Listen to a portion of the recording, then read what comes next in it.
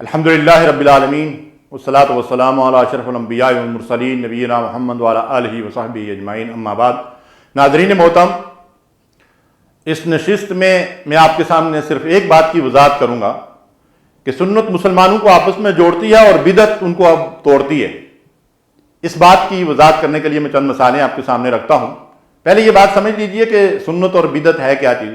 سنت نبی کریم صلی اللہ علیہ وسلم کا طریقہ اور راستہ جس پر آپ نے زندگی میں عمل کیا اور اس کے عمل کرنے کی آپ نے لوگوں کو ہدایت دی، اور بدعت جس کی کوئی نظیر کتاب و سنت کے اندر صحابہ کی زندگیوں کے اندر جو ہے وہ نہیں ملتی، گویا کہ سنت اور بدعت ایک دوسرے کی ضد ہیں۔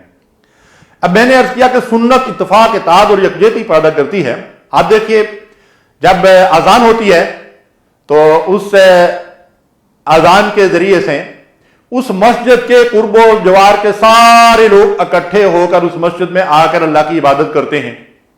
رمضان کا مہینہ آتا ہے، رسول اللہ صلی اللہ علیہ وسلم کی سنت کے مطابق سارے مسلمان باہم مل کر رمضان کے روزے رکھتے ہیں، باہم مل کر نماز ادا کرتے ہیں، مل کر حج کرتے ہیں، قربانی ہوتی ہے۔ ساری دنیا کے مسلمان ایک ہی سیزن میں ایک ہی جو ہے وہ موقع پہ قربانیاں کرتے ہیں، اور اس طرح مطلب یہ ہے کہ باقی ساری زندگی میں ان چیزوں کی مثال دی جا سکتی ہے جن کا تعلق سنت سے اور نبی کریم صلی اللہ علیہ وسلم کے طریقے سے ہے۔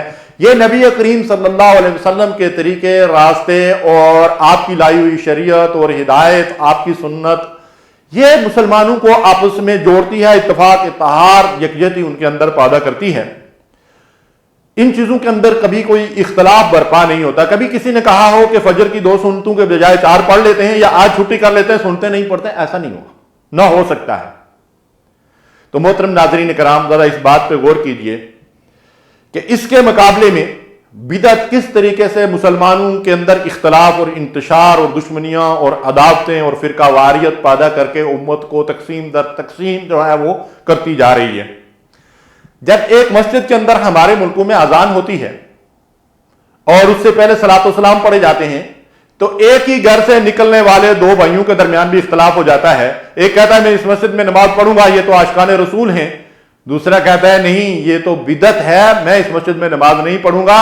اس اذان سے پہلے ایک بدعت نے جو ہے مسلمانوں کے درمیان اختلاف اور انتشار پیدا کر کے رکھ دیا۔ جب کوئی مر جاتا ہے تو اس کے غسل دینے، کفن پہنانے، اس کی قبر تیار کرنے، اس کی نماز جنازہ پڑھنے پہ سب کا اتفاق اور اتحاد ہوتا ہے۔ لیکن جب قبر کو پختہ بنانے کا مطلب یہ ہے کہ ارادہ ظاہر کیا جاتا ہے، تو ایک بھائی کہتا ہے میں قبر پکی بناؤں گا، بزرگوں کی سنگ مرمر لگاؤں گا، دوسرا کہتا ہے یہ رسول اللہ صلی اللہ علیہ وسلم نے اسے منع فرمایا، ہم تو ایسا نہیں کرنے دیں گے۔ وہیں پہ اختلاف، انتشار، لڑائی اور جھگڑا پیدا ہو گیا۔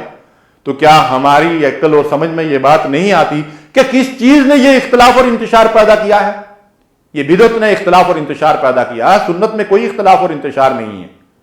14 صدیوں سے کسی کے ہاں کوئی مطلب فوتگی ہو جاتی ہے تو اس کو غسل دینے پہ کبھی اختلاف نہیں ہوا، اس کو کفن پہنانے پہ کبھی کوئی اختلاف نہیں ہوا، اس کی نماز جنازہ پڑھنے پڑھانے میں کبھی کوئی اختلاف نہیں ہوا، اس کی قبر بنانے اور اس میں دفن کرنے میں کبھی کوئی اختلاف نہیں ہوا۔ لیکن جب اس سنت کے ساتھ بدعت اختیار کی جاتی ہے تو فوراً اختلاف اور انتشار پیدا ہوتا ہے۔ جب تیجے 10ویں 40ویں اور قرآن خوانی کی بات آتی ہے تو گھر گھر کے اندر فتنوں اور فساد اور اختلاف پیدا ہوتا ہے۔ ایک کہتا ہے میں یہ کام کروں گا، دوسرا کہتا ہے میں یہ کام نہیں کرنے دوں گا۔ بھائیوں کے درمیان، اولاد اور والدین کے درمیان اختلاف اور انتشار ان بدعات اور خرافات نے پیدا کر رکھا ہے۔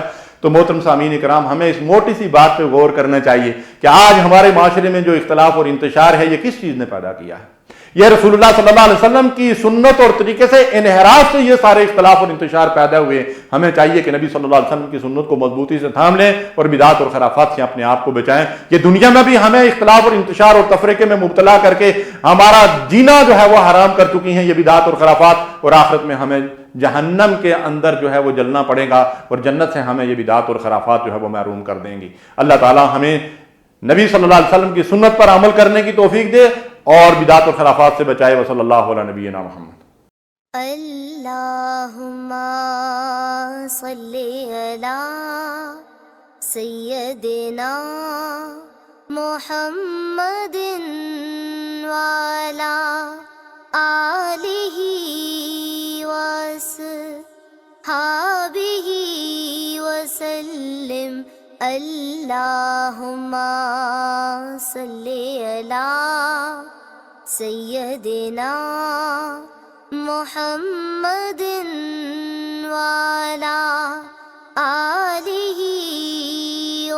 وأصحابه وسلم.